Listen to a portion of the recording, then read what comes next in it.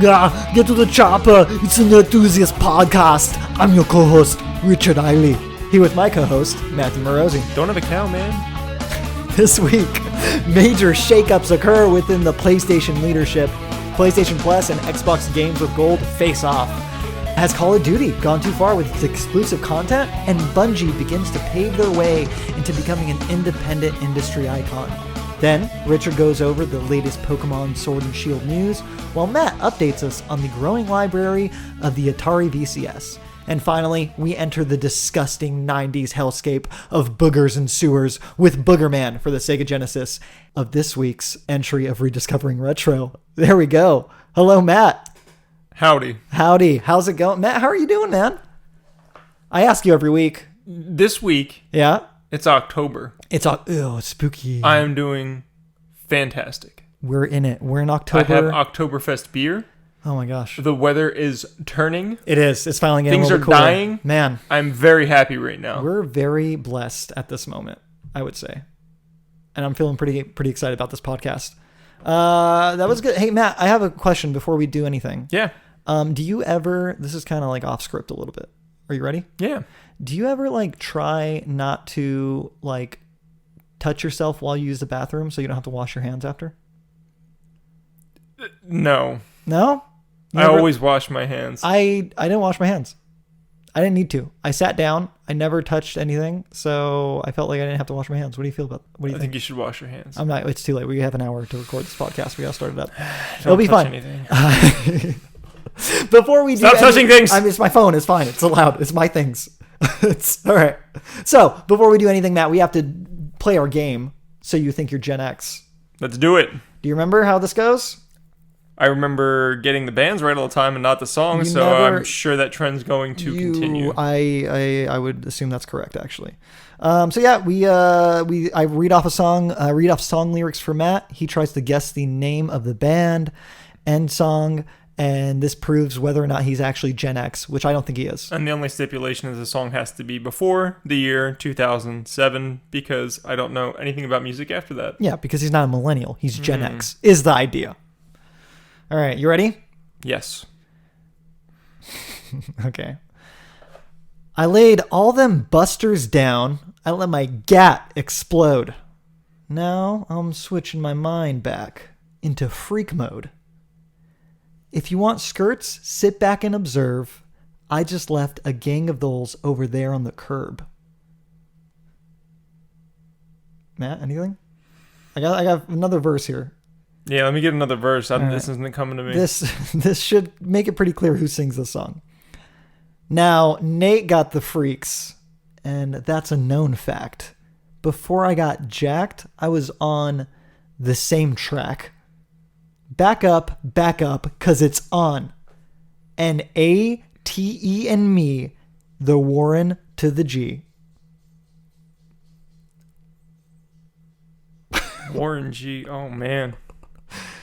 All right, well, you got one of the singers. Do you not know the song? I don't think I do. You know the song.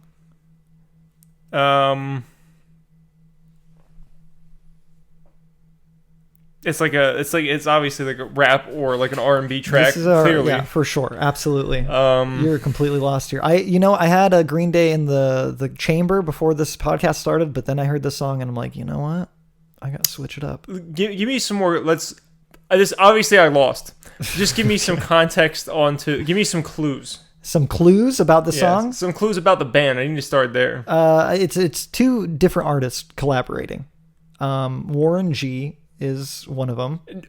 Do the artists go by just their names, or do they have their own band name? No. They're just their names. They're just their names. You have two people. Oh, It's not a collaborated. I'm just gonna give up now. I don't know. I have no fucking clue. This was Regulators by Nate Dogg and Warren G. I do know that song. I'm tweaking into a whole new era. G-funk step to this, I dare ya. It's so hard when you speak like that. Funk. I need to hear the fucking song, you know? Yeah. Well, that would make it too easy. And also, I can't sing on tune, so there's no way I can do that. Yeah. Anyways, that was a. I'm sorry to let everybody down. Once again, Matt has 0 full points. He has 2 half points. So I have 1 full point. No. 2 halves equal a whole. No. That's how things work. It's math and science. That is not how you That's what I'm think here to your teach you Gen X about. works. 2 halves equal a whole. If I have a half a glass of milk and another half a glass of milk and I pour them together, I have a whole glass of milk, Richard. Yeah, with milk. But this is so you think you're Gen X. You have 2 half points. Milk. Moving on. What we've been playing and watching is the next segment of this podcast. Are you ready? Sure. Matt, what have you been playing or watching? You got a few things on here. I got a couple things. Yeah. So let's talk about the games first. Okay. The main thing I've been playing since the same time I recorded last time is Gears 5. I am so close to the ending of Gears 5. Enjoying it very, very much. Yeah. Like I mentioned before, super pretty game. Oh, one thing I did forget to mention last week, which I'll mention now. Yeah, that's started playing the game on Xbox Game Pass, but then I got a code to play it for free. So technically, I'm not playing on Game Pass anymore, just so y'all know. So I did get the game for free, essentially. Okay. Oh, yeah, that's important. So you can take whatever I say with a grain of salt if you'd like, but the game is fantastic. It is the best Gears game since 1 or 2. Really? Yeah. You're willing to say that? I am. Holy crap. I'm not done yet. I'm at the very end, but it's... The pacing's right. They focused on Kate this time and not JD. Yeah. Thank God. Good idea. Kate's a way more interesting character than JD was. Yeah. But I'm not at the end yet again, so, you can judge me later, I suppose, once I play the whole thing. But the game's fantastic. I enjoy everything about it. The 2 exceptions to that would be... There's like 2 main hubs where they kind of made it open. There's like an ice area, like everything's frozen over. Okay. And there's like a desert area. Ice area, everything runs super smooth. You hit the desert area and it starts to like hiccup a little bit. Yeah. The music, there's like a stoppage almost, like a split second like stoppage to the music. And the frame rate kind of drops for just a split second. I think it's a loading, it would be a loading screen. And I think that's what's happening in the desert area. It's a thing in games, like when it's loading a new area, sometimes the audio or the whole game will stutter a bit while it adapts to whatever it's loading. Yep. So that's a thing that happens. What about, you were talking about the difficulty before the podcast? Oh yeah, I'm also playing on the AI? second. I'm not playing on the highest difficulty. I'm 1 notch down. Yeah. Which I think they call experienced, but I don't remember. And the AI is garbage. Yeah. Garbage. The partner AI. The partner AI. Yeah. The enemy AI is fine. But like the if you're playing solo like I am, very difficult because they expect your partners to actually do things that help. Yeah. But they don't. Well, there's that, and then there's the whole thing that I hate in games where they give you a partner is if your partner dies from an enemy, that's like a fail state. Yeah, that's happening. If your partner dies, basically, if your partner gets down, there's like a timer that starts, and if you revive them within the timer, you're fine. If you don't revive them within that timer, then it's mission over, and you started your last checkpoint. Yeah, that's not a mechanic I'm a big fan of. No, it's total bullshit. But the game looks really pretty. Yeah, so last week I saw it, but this week I saw it at 4K and with the HDR on. Yeah, we thought we had it on last week, but my TV actually reset every setting, so the 4K and the HDR got turned off, but it was on this week and you got to see it. Yeah, the clarity on that thing is insane. So you were saying it's the best game you've seen on Xbox, and I was like, I don't know, Red Dead Redemption 2. It looks really just, the clarity on it is insane. The colors pop to a ridiculous degree. 4K and HDR are pretty cool. Yeah, pretty it's awesome. Fucking definitely. Especially now, TVs are so cheap with the 4K and shit. But if you want to go balls to the wall, get yourself an OLED. Yeah. 4K. One day. TV. That's where you got to go. That's what's gonna happen. I also played Man of Medan, or Medan. How the fuck you say? Man of Medan. We're past 30 seconds. We're good. You can say whatever you want. Yeah, we can curse now. Man of Medan. The game is fine. I heard because this is It actually gets better. Okay. The beginning is worse. Okay. Believe it or not, the game gets better. Okay. Which is stupid. But it picks up. Man of Medan is the same Supermassive games that people who did Until Dawn, right? Yeah, the guys who did Until Dawn did this game. The very beginning, you play as these military guys. The voice acting was not that great. It kind of just it sets up the story. It's necessary, but I think even though they had a small role, they should have had better voice actors for the military people. Yeah, it's the same thing with a horror movie. You start with these nobodies, these red shirts. Right. They die, and then you get to see the real cast, who is... Right, they're much better. They're well casted and stuff. Right, they're more well casted. They get they're more believable. Yeah. You can believe their interactions with each other more. Did they use famous people again, like Hayden Panettiere or whatever? You know what? I'm not sure, but I don't think so. Rami Malek was in the last one. I do. Isn't that so weird? Yeah. Oscar award winning actor. Until Dawn was great. Until Dawn was great. This game is okay. Is it the same sort of deal? Like, is there anything there you're like, oh, this is like clearly an evolution and worth seeing, or is it more the same, just a different setting? So I don't want to give away too much details, but after you get it's sort of towards the beginning, like you go and you explore under the water. You explore like this downed airplane. Once you get past that, the pacing really starts to pick up. It's starting to get a lot. I'm way more interested in the game now than I was when I turned it on. That's very cool. So I'm definitely want to get through the end. It's a short game. I'm probably halfway or more than halfway through it. So nice. I'm gonna finish the game. It's Halloween. It's fucking perfect. Like I'm gonna go through it for sure. You'll enjoy it this October. Is it better than Until Dawn? No. Not yet. I'm not at the end, but so far, no. You don't see it like kind of. I loved Until Dawn from the beginning to the end. Yeah, for sure. More consistent the whole way through. Yep. Yeah, and the novelty of it was so different. Or it just it surprised us. I feel like it's hard to kind of overtake that without changing the game up in a pretty substantial degree. Yeah, and they're doing a whole series of these. It's called the Dark Pictures Anthology. So I'm looking forward to the next one. The stories may even like intertwine and stuff. So I'm going to continue playing their games. I like their games. So yeah, definitely.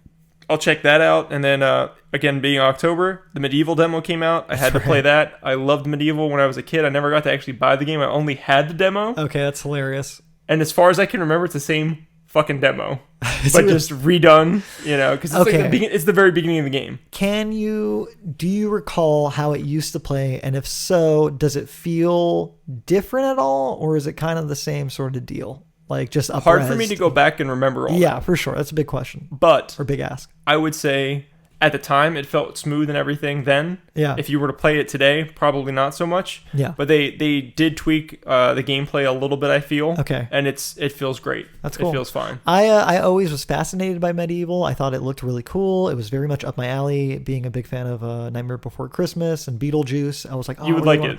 So I think there's a great chance for me to try it out. And the music is fucking great. Really? The music is fantastic. Nobody ever really talks about the music a lot. Great soundtrack. Okay, was not aware. It's all like, I don't know who did the soundtrack or anything like that, but the quality's fantastic. It's all like orchestrated and stuff. Oh, beautiful. Very good. Okay. Was that updated or was it always just that great? Do you know? I think it was always good. Maybe they like remastered the tracks or something, but it sounds great. That's awesome. Very appropriate. Heck yeah. Yeah. And then, so you should check out the demo. If you do play the demo before a certain date, which you'll have to Google because I don't remember the date. You get a helmet. You get a helmet. Yeah. So, which is the main reason I did it, because I'm definitely playing that game. So I wanted to get the helmet. But the demo was great. I enjoyed it. And the only other thing I did was I watched some TV. For the past few months, I've been watching 3 shows in different rotations. Okay. So whatever I feel like. Yeah. But Married with Children, Always Sunny in Philadelphia, and The Office. I'm going through every single episode from those series randomly. Wait, and what do you mean randomly? Like the episode? Like I'll watch. No. I'm going in order. The show's random. But I might not watch The Office every night. I'll watch one episode of The Office, and then maybe I'll watch an episode of Married with Children, or it's all up in the air. But I am going through them in order. All 3 of those shows are like great therapy shows. Like you don't have to like be super focused on what's going on. You can watch it while you're like having breakfast or whatever it is. But it's a great show to just unwind with. All 3 of those, which I really like. Yeah, what's interesting, I love all 3 shows, and what's interesting is Married with Children and The Office, when you go back and you watch those and you compare it to It's Always Sunny does some shit and they get away with it. Yeah.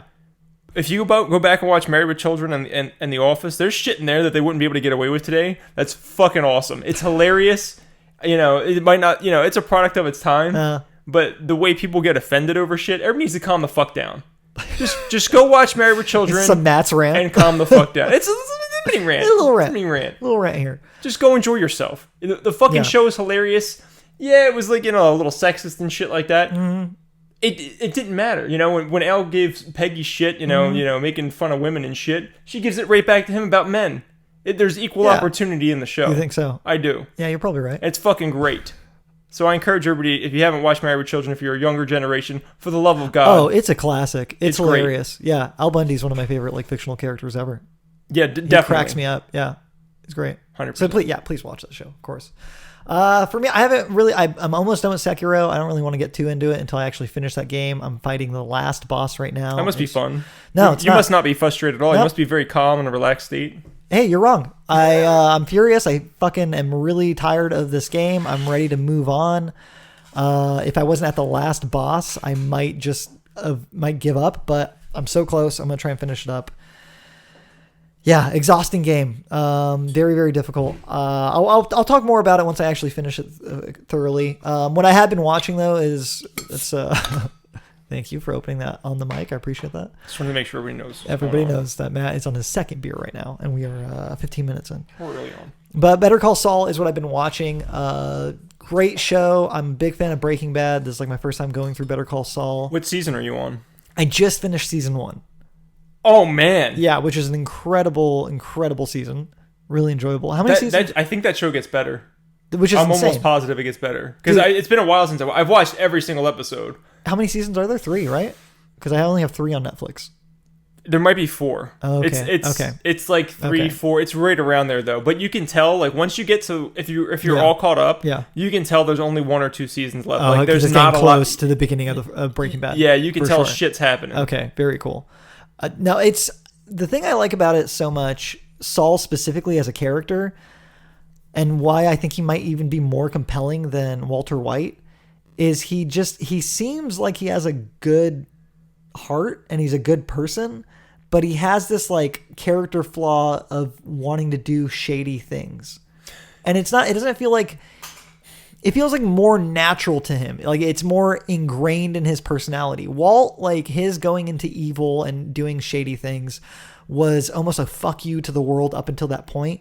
Whereas Jimmy McGill is trying to not do that stuff, but it's so ingrained in him to be a shady character and to do he just likes fucking playing the game and he can't help it. You're going to see that in the other seasons too. Like the way he is like a part of his past, and you can see him basically trying to like grow out of that, and that the struggle he's having with not being that same individual anymore. Vince Gilligan, man, just incredible writer, incredible character writer, really does a great job. Oh, it's fantastic. If you like Breaking Bad, just realize, this is not Breaking Bad, it's a different show. Which is great. But it is fucking fantastic. You should totally watch Better Call Saul if you enjoyed Breaking Bad. I agree. 100%.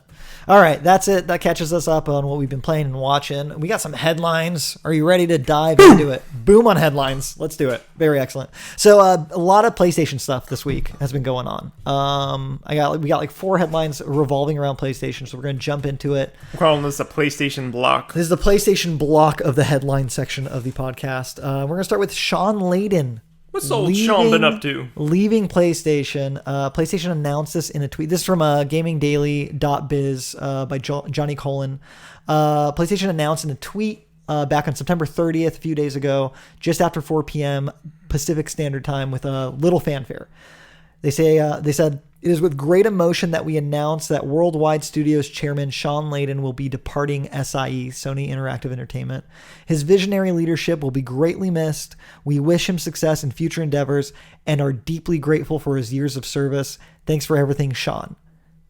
That was pretty much it. That's what Sony came out and said, right? That was pretty much it. And as far as I know, Shawn Layden's been quiet. Yeah, I don't think he's sent a single thing so far. Nothing leading up to this. No. It seems like he was part of the crew, and then all of a sudden this happens kind of out of the blue, out of nowhere.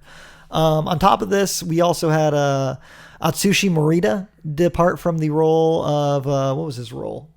CFO, I think. Let's see here. Japan, SIE Japan Asia president and Japan director Atsushi Morita. Yep.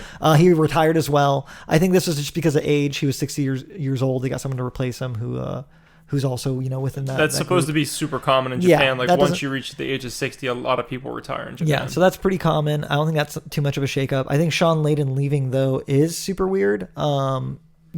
What you were saying before the podcast, like his role within PlayStation was kind of like to ensure all these, development studios were making great games, great single player games, putting them together, making sure they were all scheduled to release on time. Yeah, he was the head of Worldwide Studios, and his goal was basically to make sure that PlayStation was putting out quality games consistently to build the brand. Like that was his job. And we're losing him right at the transition point between PlayStation 4 and PlayStation 5. Yeah. Which is a trip and really worrisome about like how, PlayStation is going to be managed and how those games are going to be managed going forward. Right. Inside the article, they say that they believe that there was a power struggle. They actually have a source that's quoted and everything. It says there's also an opportunity of an internal power struggle, which appears to stem from a corporate restructuring back in April of 2018, which is when Sony Interactive Entertainment truly went global.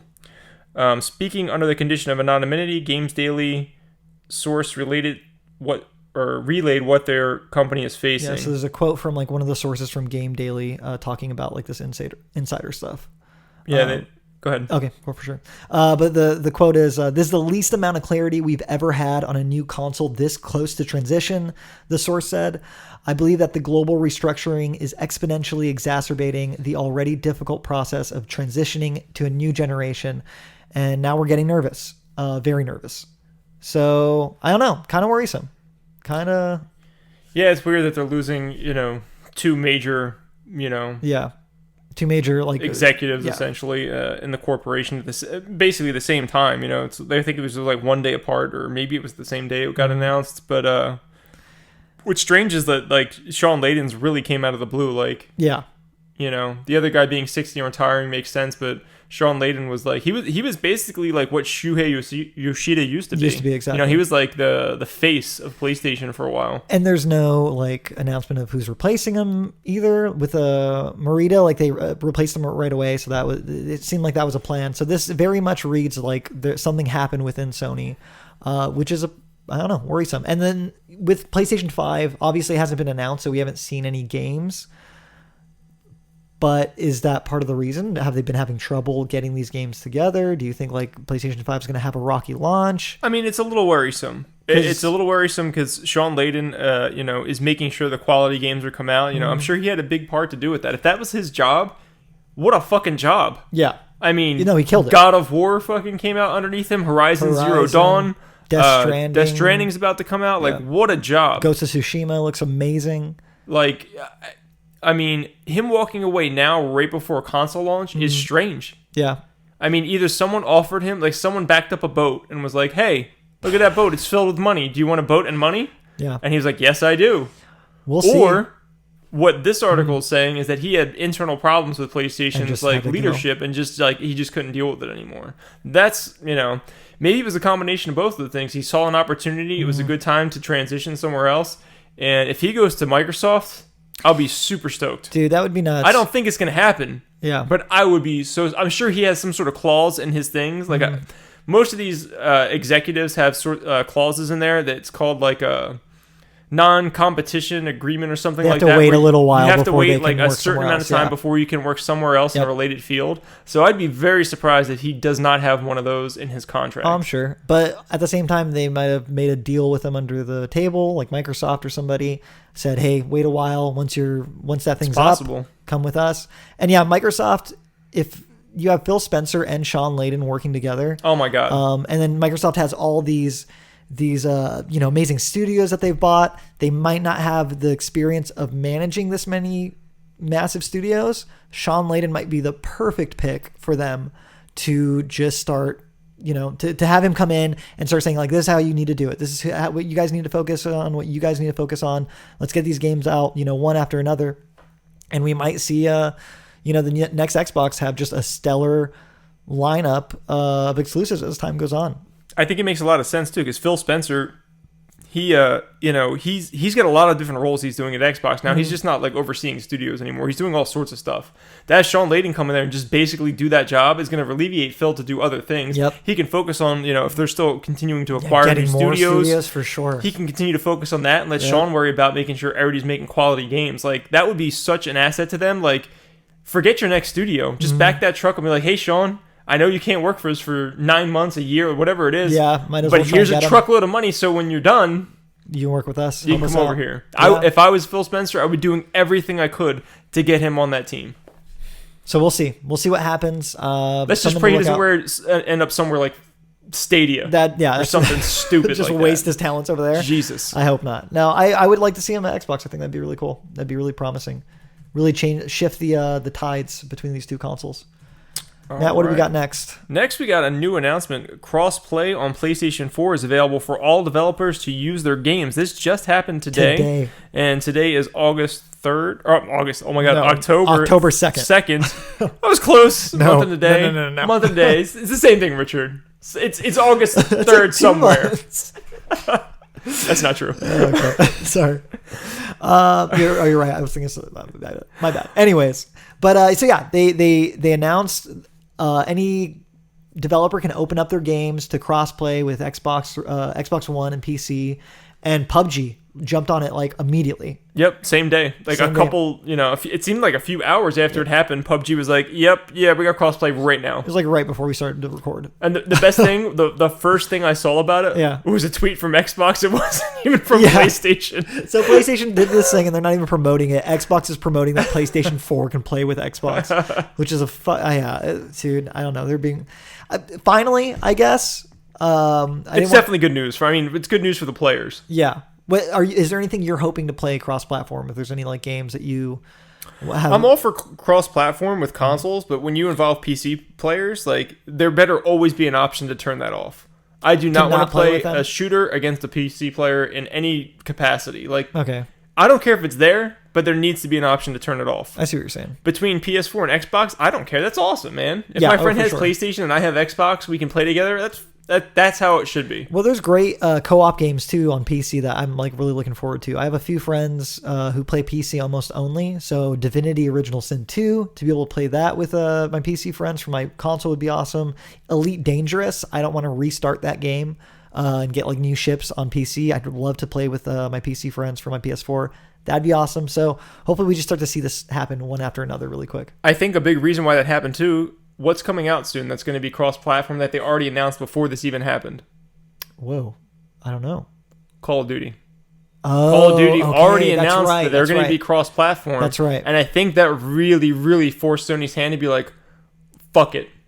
Just go wild. Everybody can do whatever anymore. I think that's really what happened. And also, going back to that Shawn Layden story, there was a whole thread that I read in that article where Layden wanted to open up the gates, but the other people that got restructured didn't want to do that, and there was like a struggle between them, like with Layden, trying to convince people, basically above him. So maybe this is part of it, right? Part of why he left. Yeah, but that's right. I do remember him like mentioning, like, it'd be really cool if we could do it and stuff. Yeah. And he just couldn't kind of. Interesting.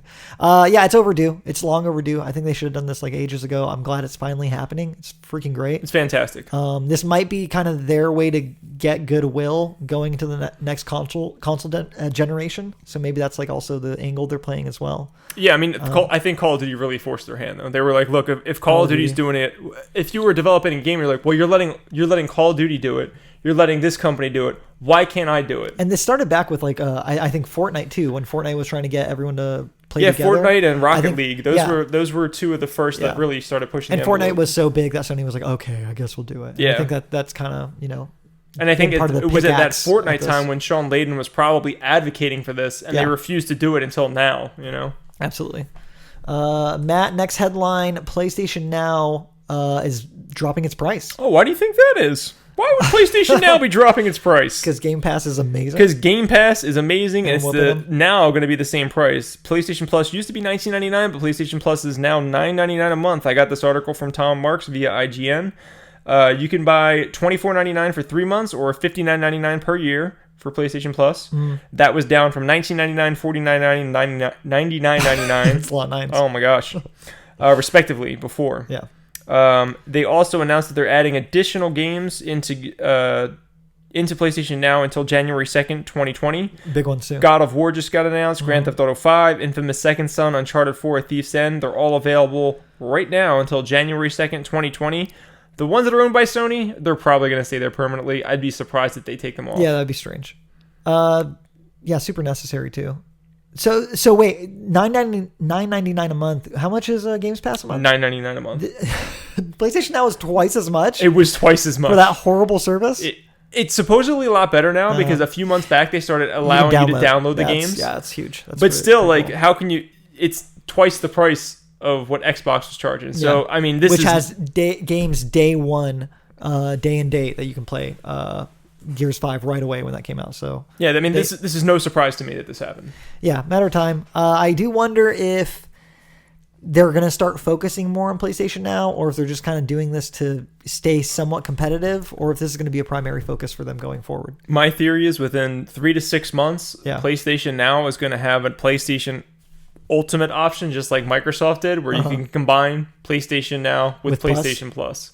That'd be a good idea. I would be amazed if that didn't happen within 6 months from now. Maybe they're waiting until the PS5 to really like start going hard on PlayStation Now too. It's possible to like even it to where Game Pass is to like. Why would you wait? Compete. I don't know. They want that cheddar, Richard. Yeah, they want that cheddar. Yeah, I don't know. Maybe they're with internal restructuring and stuff. They're having some troubles figuring out what they want to do for the PS5. Yeah, I mean, we'll see what happens. I just think it's coming sooner than later, and it only makes sense for the consumer. Like, why would you complicate things when you can just have it all together with one subscription? I do have some stats here, Matt, that I picked up right before we started recording. Give me them stats. Give me that data in my ear. PlayStation Now currently has 700,000 subscribers. That's a lot more than I would have thought. Yeah. Well, compared to their PlayStation Plus, 36 million is how many people are using PlayStation Plus right now. So that's a pretty big difference. That's a pretty big difference. A lot of they're trying to activate the PlayStation Plus people to subscribe to PlayStation Now. It sounds like they might have a lot of work to do. This is going to help, though. Yeah, I think so. Yeah, $9.99. I'm still not in on it because I just like buying games day one. So anything, God of War, Infamous, all these games I already have. So until they start, doing the Game Pass thing where they release games day and day on PlayStation Now, I'm not going to really be too interested. Do you smell that? Man, I think I do. I caught a whiff of something. What is that? That's awful. Man, I can't tell if it's shit or the shit. Well, let's figure it out. All right. So stupid. That was great. I'm happy about that. So that changeover. Okay, good segue. So we're going to play Shit or the Shit again, recurring segment. It's back from the first episode, but we're doing a special edition PlayStation Plus versus Xbox games with gold for October 2019. Yes. Okay. So if you don't know, PlayStation Plus releases free games for users every month. Same with Xbox games with gold. So we're going to go through the list. These are games you get for free. So if you have PlayStation Plus or if you have an Xbox Live Gold membership, for the love of God, go download your free games. What are you fucking doing with your life? They're fucking free. I didn't download Heavy Rain when that came out. There's something wrong with you. Oh, it's a horrible game. I didn't want that on my. I didn't even want that tied to my library. We can't do this right now. Why not? Okay. We'll have another discussion. So, PlayStation Plus. These are the games coming out. Last of Us Remastered for PS4. Shit or the shit? The shit. The shit, obviously. Yeah, totally. Games, Last of Us 2 coming out in February. Here's your chance to catch yourself up. If you have a PS4 and have not played The Last of Us, you have no more excuses. Yeah, this is it. Go get it. Go play it. It's one of the most important games narratively to come out this generation, I think. Or last generation. It came out on PS3 and PS4. It was kind of like a transitional game, but it doesn't matter. Either way, if you never played the game, for the love of God, go play it. And even if you haven't played the game, maybe you want to catch up for The Last of Us 2, which is why they probably put it out this month. Yeah. Also, most everybody has it by now. So. Game sold gangbusters. MLB The Show 2019. Great for sports fans. Okay, so you're saying it's shit for you and me, but the shit for sports fans. Yes.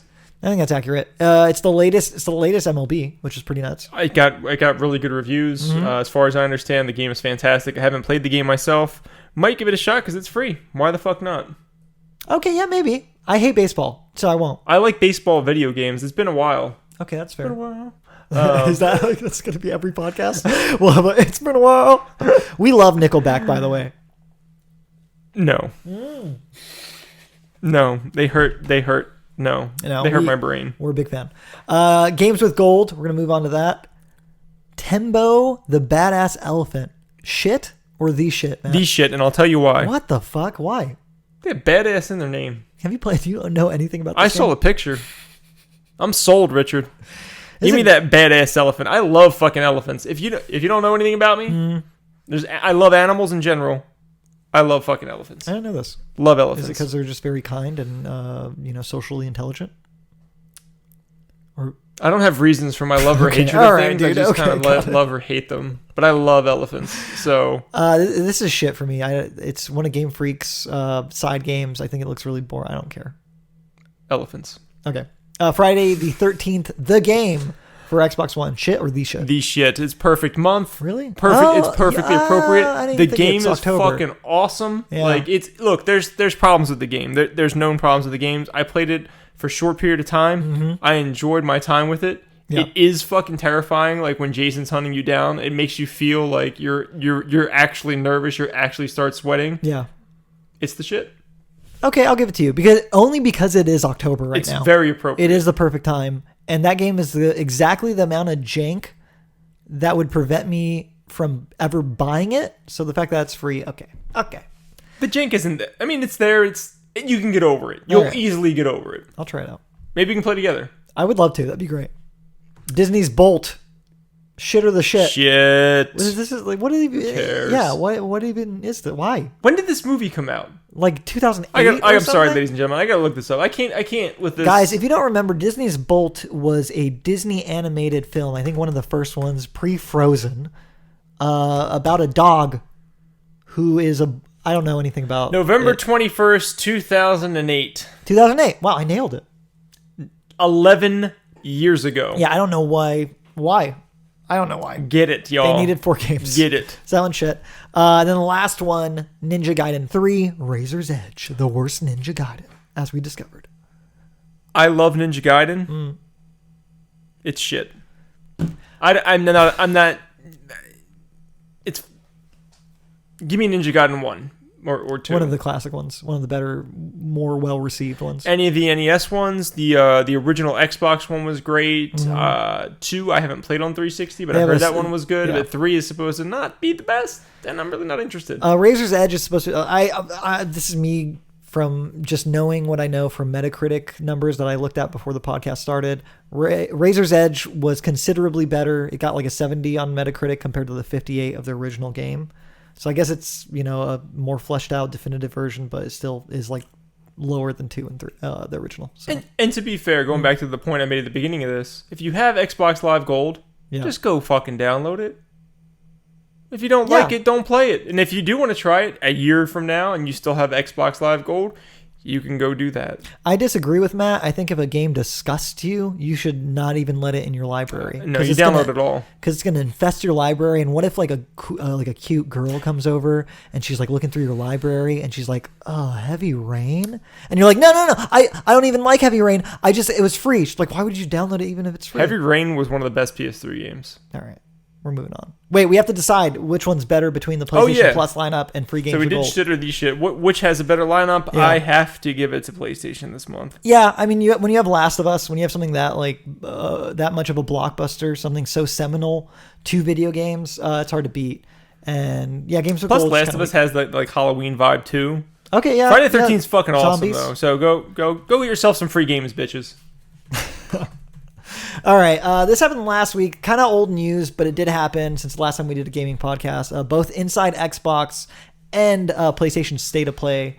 Matt, do you want me to do State of Play first, or do you want to do Inside Xbox first? I'll do Inside Xbox and knock it out. They announced Project xCloud is coming to Android devices starting in October. Guess what? It's October. This will include Gears 5, Halo 5, Killer Instinct, and Sea of Thieves. There you go. You can get all 4 of those games for free if you get into the program. You can register online now to take part of that. I don't know the website. Google that, you lazy son of a bitch. Yeah. New games are coming for Game Pass on PC. Saints Row 4 Reelected. Awesome game. You should definitely play that. City Skylines, which is like a city building game. Yeah. Dirt Rally 2.0 and Bad North. What the hell's Bad North? I don't know. So, only the best here at Nerdthusiast. Hey, if you got Game Pass, it's there. Go check it out. Try it out. You know, Dirt Rally 2.0 is pretty cool. I love those dirt games. Yep. And then they showed trailers for new ID at Xbox games, but these trailers were games that they already announced, so not a lot happened, and it was over an hour, I believe. Yeah, you were complaining about how long it took to get through how little information they gave. I know what kind of show they're making it out to be. Yeah. These shows aren't really around like this anymore. They used to be like maybe in like the early 2000s and stuff. They had shows like this where they would take a long time. They would sit down. They would interview people. Mm-hmm. My time is way more valuable now than it's ever been. And, I look at time in a whole different way. I need you to value my time, Xbox. Yeah. Just make a Nintendo Direct with Xbox games. Please value my time. I think ever since Nintendo Direct started doing what it did and PlayStation started to make E3 into this hour-long show, I think it's hard to do those old school formats, sit down with a developer, interview them, talk about them, show a little bit of gameplay or a trailer, talk some more, move on to the next thing. I think it just, we as an industry are much more focused on the sheen and the production value and the high quality entertainment nature of the entertainment industry. So when you start to do these slower conferences or whatever they are, it doesn't work as well. We can shift gears into state of play if you want, because I think that's actually a good jumping point in regards to that point. Yeah, you were complaining about state of play, but I said you should have watched the Inside Xbox. Yeah. State of play was way better than Inside Xbox. Because it was shorter, even though there wasn't that much going on with it. Right, and Xbox probably had more information. They probably had more stuff happening in Xboxes, but it was just so long. Come on, man. So, yeah, looking at state of play, you have just a shorter, more concise kind of presentation. I think that would have worked better for Xbox if they decided to go that way. But speaking of the state of play itself, not a crazy amount of stuff, in my opinion, that they showed. Arise is the new indie game where you play that guy who's I don't know if he's reviving or whatever. It looked really pretty. It looked cute. It's one of these indie darlings that look not too bad. Looks all right. Yeah. What else? Death Stranding console was announced. Special edition. Get your piss yellow controller. Yeah, what the hell is that? If you don't know, if you haven't seen it, the Death Stranding console, the console itself, it's a PS4 Pro. Console itself has looks dope. It looks cool. It's got the black handprints on the white face. I like it. That's really cool. And the controller, though, is the color of the Bridge Baby tank, that yellow. It's like a golden shower yellow. It looks like a PP yellow. Yeah, for sure. It's a PP yellow controller that you get. Interesting choice.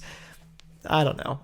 The special edition consoles I never get because I get consoles when they come out. So I just never really get to enjoy that. I won't be getting it. I love special edition consoles. I'm not going to buy everyone. I don't have millions of dollars sitting in the bank for every time they put out a new PlayStation. I'm I'm going to get this PlayStation. I can't do that. Yeah. If I didn't have a PlayStation and I was in the market for one, I would try to get this one. But I'm not, so I don't care. Fair enough. Also, Last of Us 2 was shown new trailer. Pretty big trailer. What'd you think of it? I think it's going to be a great game. I think it's going to be game of the year. If not, okay. Maybe Cyberpunk. Okay.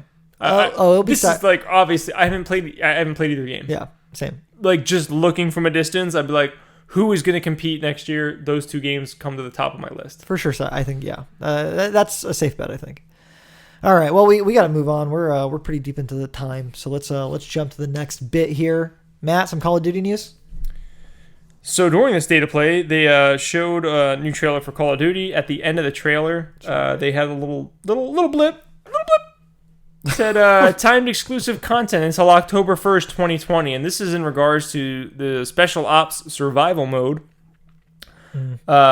So the Spec Ops was in Modern Warfare 2, and I think Modern Warfare 3 had it, and I don't think they put it in anything since either that or Black Ops. It's been a while. It's like a horde mode. Damn it. It's gotta stop.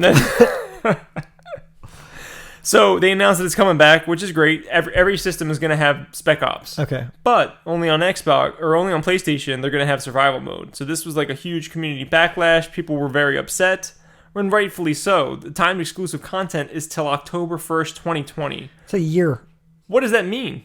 That means by the time other players, Xbox players, can play this content, the next Call of Duty will be out. Right, and no one's going to fucking care about Modern Warfare anymore. But more effectively, Sony has this mode completely locked down. It might as well be exclusive forever. Yeah, exactly. Because the industry moves in a rapid speed, and as soon as something new comes out, people stop caring about the old game. No one's going to care about Modern Warfare when the next Call of Duty comes out. So is this an important mode? Do people really love survival mode? It does not benefit PlayStation players in any way other than giving them access to this, but it doesn't it doesn't really give them a big perk. For Xbox and PC players, it's just hurting them. It's only hurting one party and not truly, in my eyes, benefiting another. I don't even think this helps PlayStation in terms of sales because like they already are the lead platform. Right. They already have so many PlayStations out there. If anyone's going to play Call of Duty, it's probably on PlayStation over Xbox anyway. The only thing that makes sense to me is that they've had some sort of exclusive contract with Call of Duty in the past. Yeah. They have. These contracts have had to have been for a year, and what they were doing is they were releasing new maps on PlayStation for 30 days first, and then it would come to Xbox.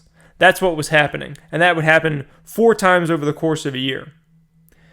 So if they still have somewhere in their contract that they have to have exclusive content for a year, that's why I think this was thrown in. That's why I think it was for a year. They had to get it somewhere. Activision didn't have a choice, but they had to give them something for a year. Just to fulfill that obligation within the contract. Okay. Exactly. I'm sure Activision wasn't like, oh yeah, we're just going to give you something for a year. And I'm sure Sony wasn't trying to get it for a year, but that contract probably already existed, like and nobody wanted to go back and rewrite those contracts. For sure. So just take this mode out and make it exclusive. Yep.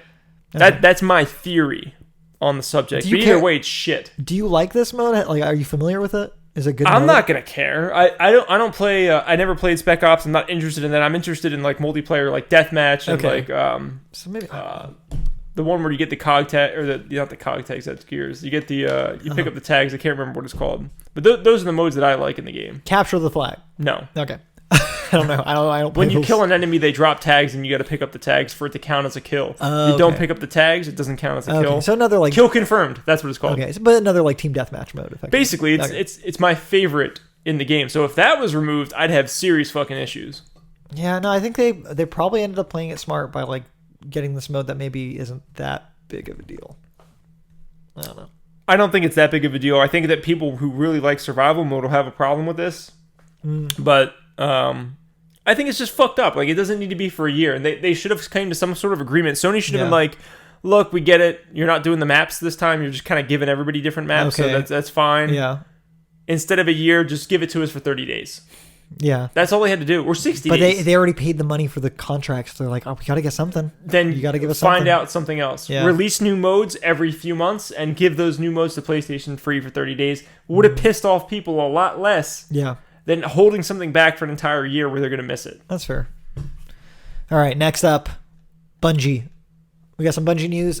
Plans to release a new non-Destiny game by 2025, Matt. So I have some an interview from IGN here. Bungie CEO Pete Parsons explained the studio's plans to become one of the industry's best entertainment companies by 2025, saying by 2025 we have a pretty specific path to make sure we transform Destiny, and that we have other franchises within the marketplace. We need to build our publishing group, but part of our vision is also to become a multi-franchise entertainment company. Past that, Parsons divulged no explicit details about this other franchise that they're planning to develop. But in 2018, Bungie received $100 million from Chinese corporation NetEase, specifically with the intention of having Bungie form new internal teams. This deal also provided NetEase with a minority stake in Bungie and a seat on the board of the directors, which to me says, because the reason I bring up this story and the reason I want to talk about it is like the interesting part is what is this, non-Destiny game? What are we going to get? Whatever it is, it's already being in pre-production. Yeah, I would think so. I think if they got that $100 million, do you think they just sat there and like just worked on Destiny? No, and NetEase is like, okay, we're going to give you this money. Right. We expect something. But on top of that, NetEase having like that minority stake and that seat on the board of directors, I assume it's something they want that they can profit off of. And looking at what NetEase has their hand in terms of like games, it's a lot of Chinese ports of like Blizzard Activision games like Hearthstone, StarCraft 2, a lot of Blizzard games primarily. So it's a lot of online stuff with a lot of games as a service transactions that exist within it. So I'm assuming, if I had to speculate wildly, that probably this is going to be another Destiny-like game of a similar vein. What do you think? I'd be surprised if it's not an online shared world universe game. Blah. Kind of a bummer. I don't know. Like why would NetEase give them all that money if they're going to make a single player game? Yeah, for sure. $100 million. They want something like that. They want another big Destiny game that they probably have a bigger stake on. Look, if they made a new first person shooter, like campaign only game, or maybe it has like it might have like a multi. If they basically remade a new Halo that wasn't called Halo, and was called something else and had its own, which is what I want, which is what I'd like to get. That'd be amazing. But you don't think we're gonna get it? I think you're gonna get more of Destiny with a twist. All right. You know, it's gonna be a shared world universe. That's what I figured. I just kind of that's my assumption, but who knows? That's kind of what I figured too. And hearing you explain it makes sense. Like I kind of just want to get your vibe on it, see what you say. If they were smart, if they really wanted to change the market a little bit, they'd be like, cool. We're gonna do a Halo, but it's not Halo. We're gonna call it this. It's gonna have a single player campaign, but we're gonna do multiplayer maps, basically like seasonal content. Instead of it being an online shared world universe and one world and all that stuff, they just release maps consistently. That would be cool. We're gonna support the game for 3 to 4 years. You're gonna get a new map every 3 months. Yeah, I'd love a more traditional, Halo-esque multiplayer mode. Right, would be really nice. The maps will be free, and they'll make their money off of cosmetics. That would make more sense to me than to do, another Destiny. I want to believe, because then they're competing with themselves at that point, right? Right. Diversify your projects. projects. If you're going to do another Destiny, just do another Destiny. Yeah, exactly. But I can't imagine in the climate that the industry is in right now, how would they not do something that's like that? Yeah. Right? No, that's a good point. That's a really good point, because it's not worth it to compete against yourself in that way. So maybe it's something more traditional. Maybe there's an angle there that you can look at and say maybe they are going to do something that is different. And I don't think they're going to do either of those things. But if you really wanted for me to pick something for them to do, I want them to make a Bungie version of Assassin's Creed Odyssey. You'll have a giant open world with constant updates. They updated this, the last update for Assassin's Creed Odyssey just happened not too long ago. So they supported that game over a long period of time. Had a lot of players, had a lot of engagement. They're still they were still adding stuff up to the game until recently. Yeah. That's what I would love to see them do, is something different. But I don't think they're going to do that. I think they're going to make something similar to Destiny. Yeah, I think you're probably right. All right, Matt, we got truck through. We got 8 minutes. We're going to do this live. Do you think there's something we should cut, get rid of here? Anything you want to not jump into? We got some Rockstar news. We got Pokemon news. You got to make fun of Mario Maker 2 at some point. VCS, Atari. Yeah, so Mario Maker 2, they added, the ability to play with their friends 3 months later. Thank you, Nintendo. Thanks. This is Matt's snarky take on Nintendo giving players what they want. He thinks it's pretty 3 months later. All right, thanks. That's fine. Okay, I'm going to do my Pokemon pipeline. I'm going to do it. Richard's Pokemon Pipeline. Here it is. New info released for Pokemon Sword and Shield. These come from Game Informer's recent coverage, and these are through Cerebi.net. He kind of collated the most interesting facts from there and kind of gave them out. All right, so here are a few things. They've revealed that autosave is going to be in Pokemon Sword and Shield, but it can be turned off. Autosave traditionally not in the series. This is the first time we're going to get it. Confirmation that HMs do not return in the game. Hidden moves that you have to teach to your Pokemon, which cannot be forgotten. They're not doing those again. Sun and Moon also did not have them, so they're keeping that intact. This one's weird. Revealed that EXP share is automatic without the use of an item. Currently unclear if it can be turned off, which would change the flow of the game considerably. I'm hoping that it's... Matt, you got something to say? No? No, okay. Sorry, Matt's not a big Pokemon fan. We're kind of just trucking through this. But Pokemon, you got it. So I'm hoping you got it. That's a good one too. I'm hoping that it can be turned off. It would really change the way the game is structured and the way it plays. So I'm hoping that's still there.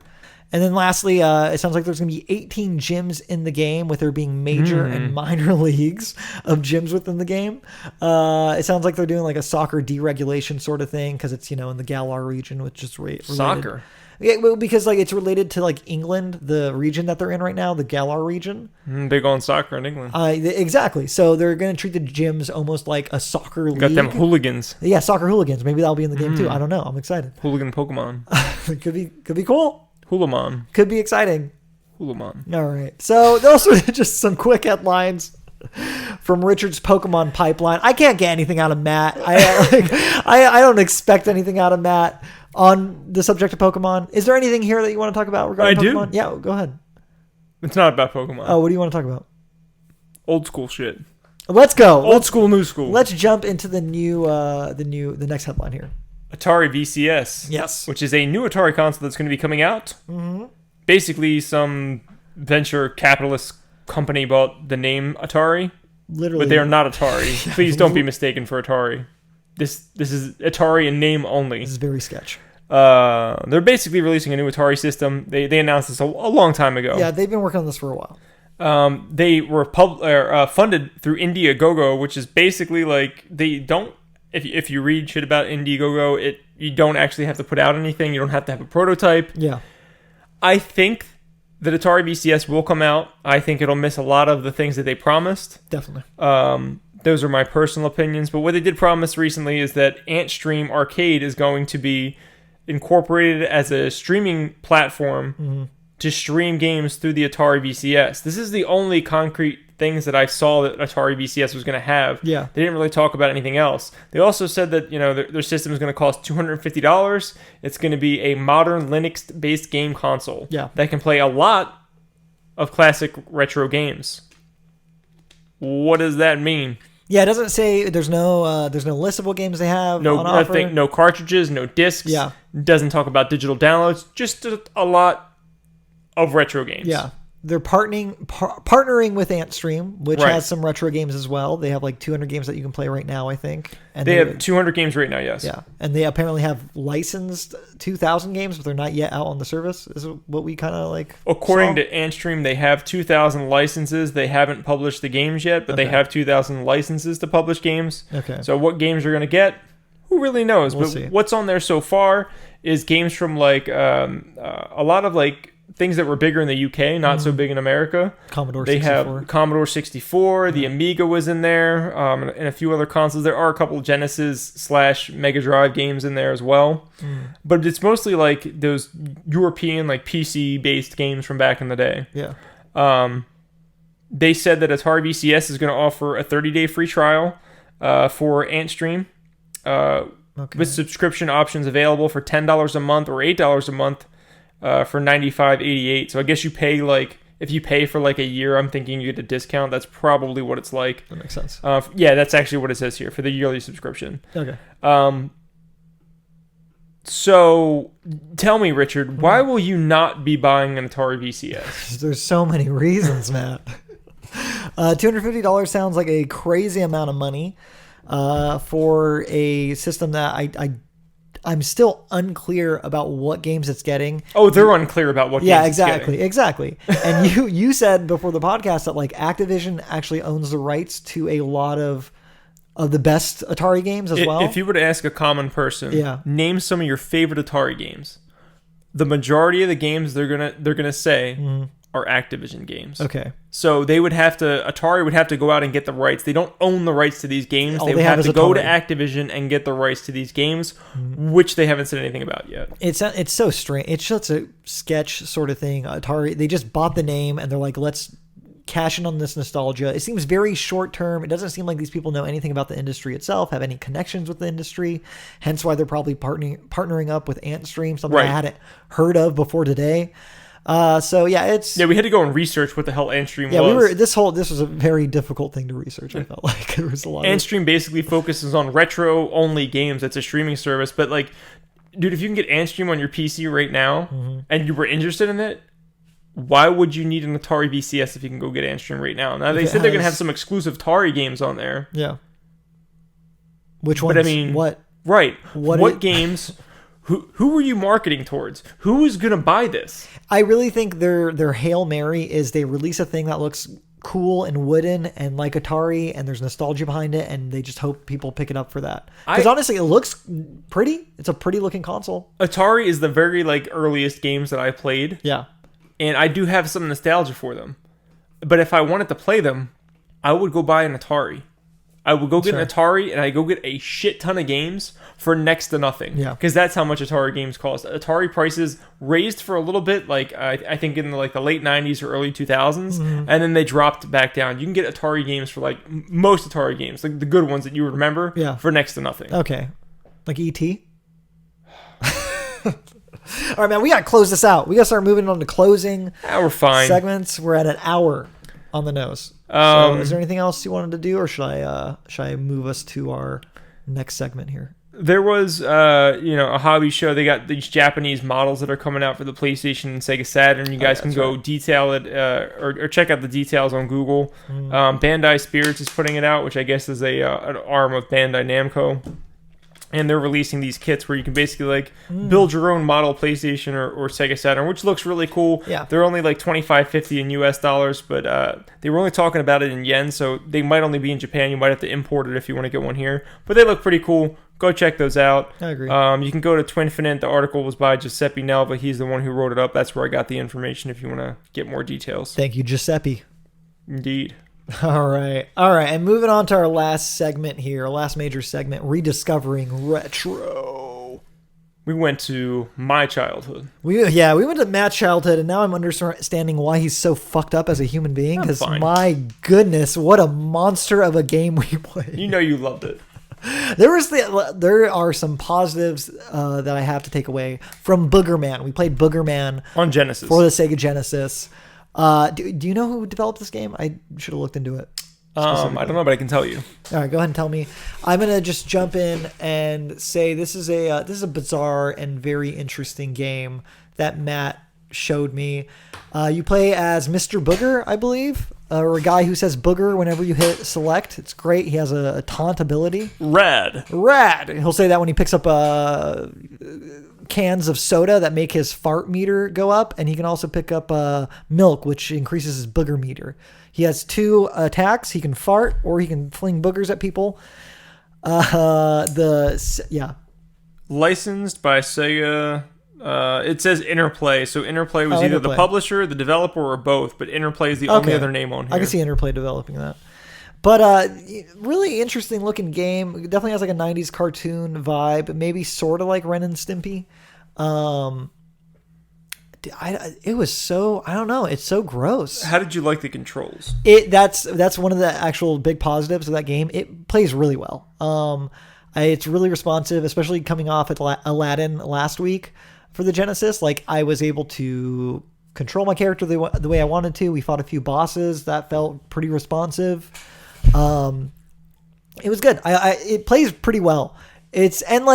Although I'm pooping on it for being a disgusting game and it looking disgusting, it had like teenage humor from that period of time. For sure. It was very like it got inspired from things like Beavis and Butthead and Ren and Stimpy and shit like that. You're farting, flicking boogers, and it's fantastic. You're in disgusting areas, like where the background looks like it's got like pimples and hair coming out. They go into the sewers like Ninja Turtles and stuff. It's a very 90s vibe. Yeah, absolutely. So there is something endearing to it, but my lord, it's funny how gross it looks. The boss, what was the first boss? The Hick or something? Yeah, it was like Hickman or something like that. Yeah, Hickman. He was a honky guy, and he'd be like, yeehaw! And he would throw like a chicken at you. Yeah, he looked like the fucking guy from Deliverance, and he was throwing chickens at you, and it was it was something special.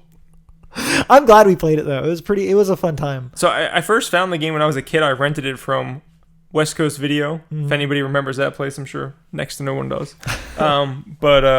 Where was that located? New Jersey. New Jersey, got it. Yeah. I don't know where else they had them. I think it was a chain, like Blockbuster, but just not as big. Okay. So what year? Do you know what year you might have picked this game up? The game came out in 94. So this was a late Genesis game because you got to remember in 96, that's when the PlayStation came out, right? PlayStation came out, I believe, in 96 or 97. Okay. N64 came out in 96 for sure. Oh, okay. So this is like 2 years away from that. So this is a later Genesis game. The quality, the graphics is really good. The animation is nice. Yeah, it's pretty impressive. The gameplay is solid. It's actually a very good game. If you have a Genesis, definitely check out Boogerman. It plays well. It's certainly a product of its time. For sure. It's something else. But yeah, no, I had fun with it. I don't know. Anything else you want to say about it? Was it nice playing it again? It was, man. I never owned the game until a couple of years ago. Okay. So a game that I rented multiple times because I loved. I was a kid and they were farting and burping on things and throwing boogers at things. That was all I needed in life. You couldn't be any happier. So getting it as an adult, like, I'm happy that I own the game. Hell yeah! All right, man. So that pretty much wraps us up, Matt. We got one last order of business here. Probably the most important order of business. the dual action hyper turbo HD challenge from last week and what we're going to do for next week. That's right. Should we go over what happened Oh, we should last week? definitely go over what happened last week. All right. What did we play last week? So we played NBA Jam Tournament Edition on Sega Genesis. Yep. And the final score... Oh, Richard was the Chicago Bulls from the 90s. Yeah, Of course he was. I had Pippen. I picked the Seattle Supersonics. And it was 69-62. Matt gets the win. Okay, so I've never played this game before. This is my first time playing it. Matt said he had played it a few weeks back, kind of got himself refreshed. And I will say what happened was Matt took off with a lead right off the bat. He took off with a lead. I did. I let him get just this momentum going. And how many points ahead do you think you were before I started? At one point, I was probably about 11 points ahead of you. So for me to close that gap to 7, when it's really hard to steal. Well, there was one point where you you were only a few points away from me. I got close. There was a point where times. you just went on a fucking roll. Yeah, and that felt pretty good. But I couldn't keep that consistent level of play. I had planned to look up some pro strats. I didn't. That's my fault. That's one thing you can always rely on Richard about. Whatever he says he's going to do, he usually doesn't do it. So I can bank on that pretty consistently. Procrastinator of the highest degree, and I'm very proud. So yeah, the score now for the Dual Action Hyper Turbo HD Challenge 1-1. Richard won, Matt won. We're tied up. Matt, do you know what we're playing next week? It's huge. A game I have familiarities with, but not with this specific one. So we're playing Halo Combat Evolved, which I have played. Yes. I played only the single player, though, but you, however, have played the multiplayer before. Oh, I played some multiplayer with some friends growing up. I never owned an Xbox growing up, but I was at my friend Derek Ellerbrock's house. Name drop him. Oh, shit. Yeah, and we played. You just went there. We went hard on Halo. So I'm looking forward. We're going to do deathmatch. We're going to do first to 10 kills. Gotta do deathmatch. Of course. And we're going to play on Blood Gulch, of course, a classic map. Now, I'm not familiar with Blood Gulch because I didn't start playing Halo multiplayer. I played pretty much almost every Halo game with maybe one exception. Multiplayer, though, I really only played 3. So, and I don't remember playing Blood Gulch on there. I don't think Blood Gulch was incorporated in 3. I can't remember. But I'll figure that shit out. Yeah. I'm not worried about it. I'll pop some fucking caps, Hey, vehicles or no vehicles? I don't care. I'll fuck you up one way or another. Vehicles it is. I'm going to score. Shoddy snipes, motherfucker. Shoddy snipes. I don't even know what the fuck is going to happen to you. We should play Shoddy snipes. You're not even aware. You know what? After we play, we should just keep playing. We're just not going to record the next podcast. No, we'll just keep playing. No Star Wars next week. All right. So that closes out. Next week, we will be here. We're going to be talking about Star Wars episodes 1, 2, and 3 for a episode of B-sides. Yeah, the most classic, best episodes ever. Yes. Very exciting. People love the prequel trilogy. Yes. George Lucas's best work, highest regard. Oh my goodness. So we'll be doing that next week. Look forward to it. We're going to be switching between the two every week. B-sides one week. The next week we'll go back to our regular gaming podcast, one of these episodes. Looking forward to it. Matt, where can we find you? At from a NJ2CA on Twitter. I am at Richard Eiley, RICHARDILIE. At Twitter, but follow Nerdthusiast at Nerdthusiast. Please. Follow us, give us some love. Hit us up if you want to leave comments or questions for the next episode of this gaming podcast. Please do hit us up on Twitter. We'll be happy to hear from any of you guys. Give us likes on Podbean. Give us 5-star reviews on Apples. We are trying to grow this thing, so anything you can do, any little thing you can do to help us out would be greatly appreciated. Yeah, we spent a lot of money on equipment. I'm in the hole on multiple credit cards. Time. We need help. Time. But, it's very valuable. No, thank you guys so much for Xbox. listening. It's very valuable, Xbox. Time. Don't waste our time inside Xbox. You guys, thanks so much. Do you have a sign off, Matt? Time. All right, I guess I'm going.